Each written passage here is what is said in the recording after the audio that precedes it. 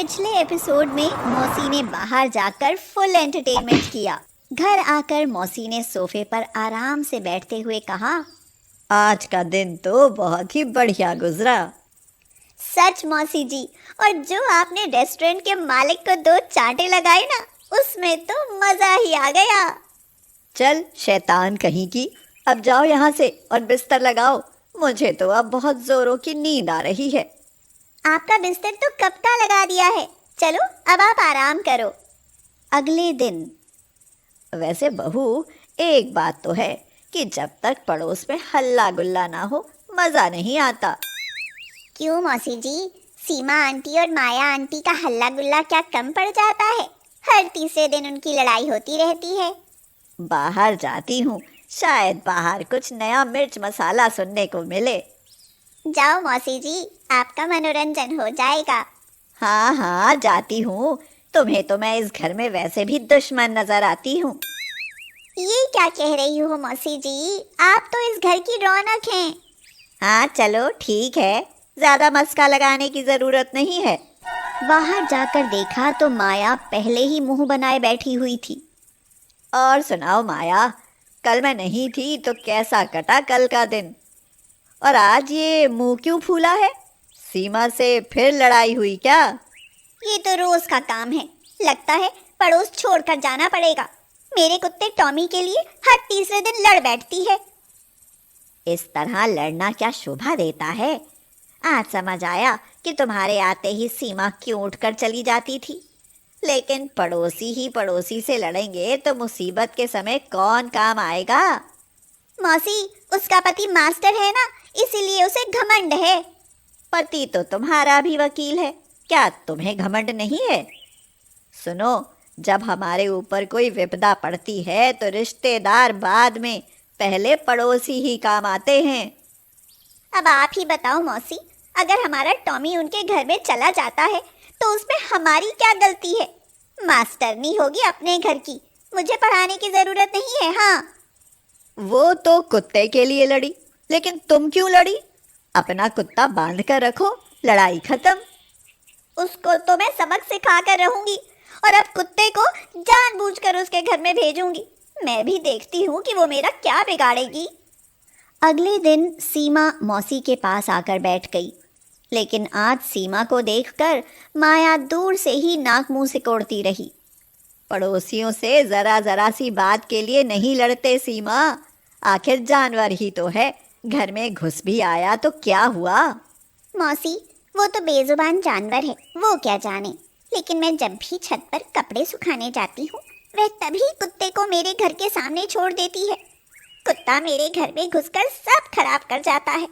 जानवरों से तो मुझे भी प्रेम है, लेकिन रोज काम बिगाड़े, ये कैसे बर्दाश्त करूं? अरे ये माया तो बहुत तेज निकली, सारी गलती तुम्हारी बता दी। रुको जरा, मैं उसे बुला कर लाती हूँ, अभी आमने सामने बात हो जाएगी। मौसी उसके घर गई तो देखा कि वहां माया बेहोश पड़ी हुई है।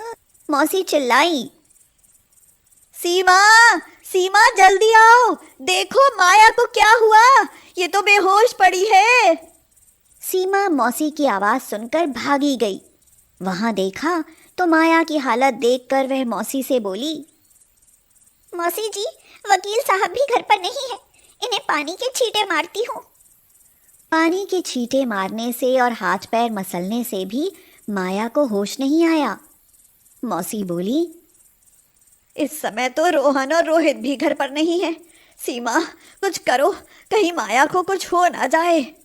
सीमा जल्दी से अपने घर की तरफ भागी और अपने पति मास्टर जी को बुलाकर ले आई। अरे ये तो बेहोश है, मैं गाड़ी निकालता हूँ सीमा, और मौसी जी आप दोनों माया को गाड़ी में लेटाने में मेरी मदद करो। सीमा और मौसी दोनों माया के साथ अस्पताल गई और उसे भर्ती कराकर वकील साहब को फोन किया। उसकी हालत देखकर सीमा की आंखें भर आईं। मौसी ने पूछा, क्या हुआ सीमा, आज तुम्हारी आंखों में आंसू क्यों हैं? तुमसे तो माया हमेशा लड़ती रहती थी। मौसी जी, पता नहीं, लड़ाई तो होती थी, लेकिन आज उनकी हालत देखकर बहुत तकलीफ हो रही है। तुम दिल की बहुत अच्छी हो सीमा। मौसी जी, माया जल्दी से ठीक हो जाए। आज के बाद मैं कभी उससे झगड़ा नहीं करूंगी। सच, अगर उसे कुछ हो गया तो नहीं नहीं, हे भगवान, उसे जल्दी अच्छा कर दो। मौसी ने सीमा के सिर पर हाथ रखते हुए कहा, भगवान तुम्हारी जरूर सुनेगा, उसे कुछ नहीं होगा। डॉक्टर ने कहा, देखिए, पेशेंट को दिल का दौरा पड़ा है।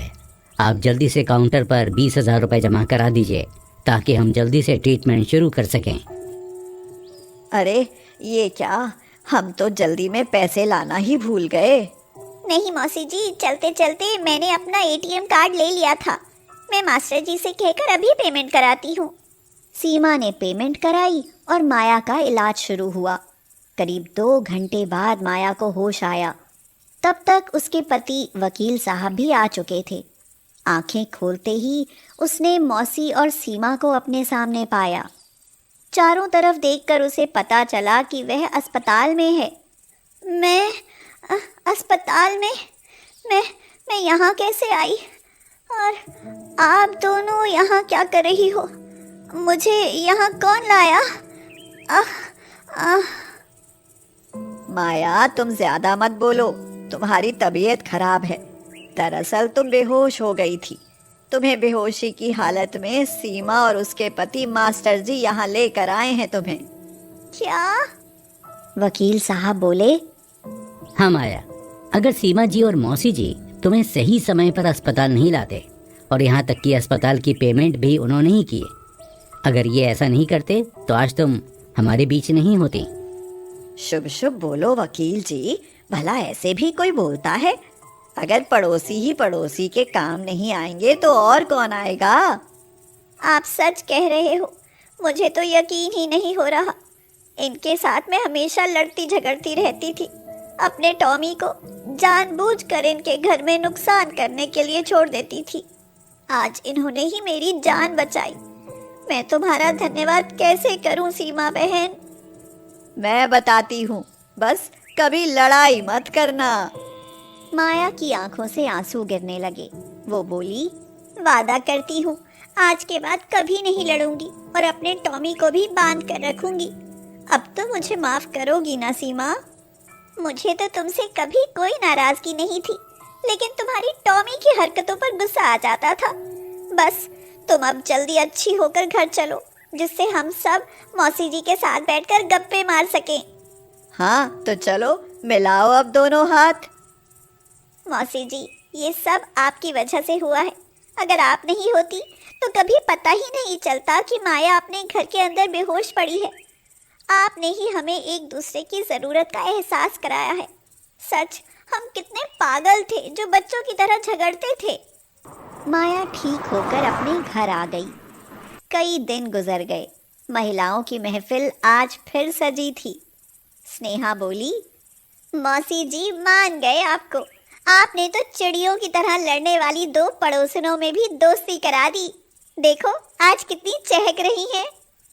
क्या करती, माया को मरने के लिए छोड़ देती। बुरा समय तो जरूर आया, लेकिन दोनों को एक दूसरे की कदर करनी सिखा गया। तभी तो कहती हूँ, रिश्तेदार तो देर से आते हैं, पड़ोसी ही पहले काम आते हैं। पुष्पा बोली, मौसी जी गजब हो आप, हमेशा एक नई सीख दे देती हो। लेकिन तुम दोनों को कुछ नहीं सिखा पाई। ये देखो, घड़ी में 1 बजने को है और ना खाना ना पानी।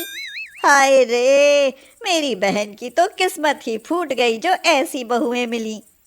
स्नेहा मुस्कुराते हुए बोली, लीजिए मौसी जी, आज हमने आपके लिए मशरूम मटर के साथ लच्छा पराठा बनाया है।